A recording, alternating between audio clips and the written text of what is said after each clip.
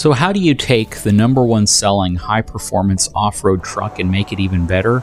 Well, Ford figured out how to do that with its all-new 2021 Ford F150 Raptor, which has really taken the mechanical and technical side of off-roading to a new level. This truck really combines all of the technology from the first and second generation truck into a truck that is designed to completely destroy the competition off-road. Now let's start by taking a look at the outside of this truck. It still has that aggressive stance that everyone loves about the original F150 Raptor. They've completely redesigned the truck and given a distinctive front end to really emphasize the truck's width as well as that machine tough look to the front, including a power dome with blacked out grille and headlights that stretch fender to fender. And another innovative design on the hood is the new heat extractor with functional side vents that are at the top trailing edges of the fender. They're actually inspired by the F-22 Raptor fighter jet. And that visualization of width extends all the way to the back. They've created that same concept. They've blacked out the taillights and they have an available tailgate applique that creates this visual fender to fender width in the back to really give you that massive wide stance that a lot of people automatically identify as Raptor. Now, to improve protection while off-roading, they've widened the skid plates to give it better side-to-side protection as well as forward protection. They also still utilize steel front and rear bumpers for off-roading, as well as a higher rear bumper to give you better clearance, and the tailpipes tucked into it so they're less likely to become damaged.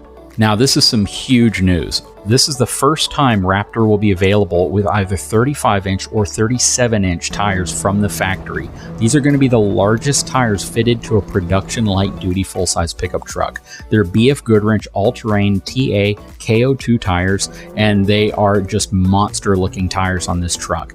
If it has the 35-inch tires, the Raptor is going to be able to clear 12-inch obstacles at an approach angle of 31 degrees with a maximum departure angle of 23.9 degrees and a breakover angle of 22.7 degrees. If you get the truck equipped with 37-inch tires, it'll have a 13.1-inch running clearance, a 33.1-inch degree of approach angle, as well as a maximum of 24.9 degrees of departure angle and a 24.4 degree breakover angle. And if you get a truck equipped with the 35-inch tires, you'll have 14 inches of clearance at the front and 15 inches of clearance at the back. That's 25% more than the first generation Raptor. All right, now let's talk about the powertrain. What we do know is that it will be equipped with the new third generation twin-turbo 3.5-liter EcoBoost high-output engine. Now, this is going to come as a huge shock to folks who were expecting a V8 variant of one of Ford's engines inside of it, because there were some spy shots where people could actually hear the truck and it sounded like the truck was going to be equipped with some type of a V8 engine. But now we can confirm that it's going to have the third generation twin-turbo 3.5-liter V6. So a lot of people are going to be asking, what were we hearing? What was that sound that sounded like a V8 whenever people were able to capture some of the spy shots of this truck driving around? Well, in fact, they knew that a big, pushback people had to the current generation of Raptor was its kind of wimpy sounding exhaust. So they completely re-engineered the exhaust on the new Raptor to give it a much more throaty sound and really emulate that of a much bigger displacement engine. And I think they did a really good job. And in my personal opinion, I'm not, negative against the 3.5-liter EcoBoost at all. I think that they have built a really phenomenal engine, a very powerful platform, and they've been able to do it at a relatively small displacement by using turbochargers. So this specific setup, I think, is a good evolutionary boost, and it's going to be really interesting to see what the horsepower and torque numbers are when Ford finally releases those. And something else that they've done to keep the engine cool if you're going to be out doing intense off-roading is adding new high-power fans to help cool the system down. Also, it's kind of a standard 36-gallon fuel tank. Now, the projected EPA numbers haven't actually been released, but they are estimating that you'll be able to get more than 500 miles on a full tank of gas, which is one of the reasons why they opt for a 3.5-liter EcoBoost and not a big displacement V8, simply because they want you to be able to go further on a single tank of gas And my theory is whenever they release the horsepower, the torque, and the acceleration numbers of this truck, it might not be quite as fast as the current Ram TRX, but it will probably be close, and the numbers will be close, but the range will be much greater. So you'll be able to take the truck out for a longer period of time without having to worry about running out of fuel. And I think they'll probably see that as a compromise. I just don't know yet.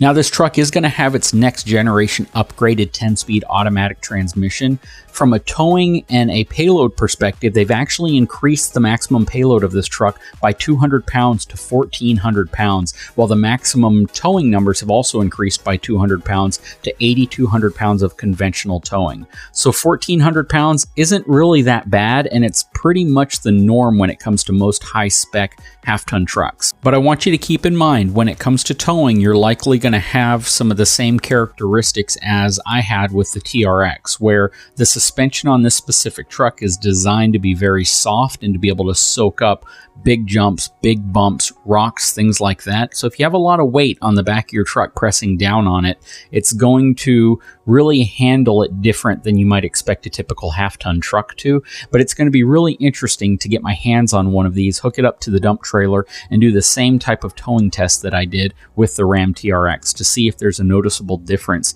in terms of handling a heavy tongue weight trailer behind. My guess is you're still going to have some of the same limitations, and I'm going to predict I'll have the same 4,000, 5,000 pound maximum trailer configuration recommendation if you're going to use something like this for an RV. Now let's focus on the interior a little bit. First of all, it's going to share the same interior as some of your higher trim F150s for 2021. Of course, it's going to be loaded with Raptor specific graphics and embroideries. The truck is also going to have a Raptor specific graphic and animation system and off-road data, as well as turn-by-turn navigation on the 12-inch screen. Because of the large screen, you'll be able to actually split the data on the screen and control multiple functions simultaneously, including navigation, music, and truck features.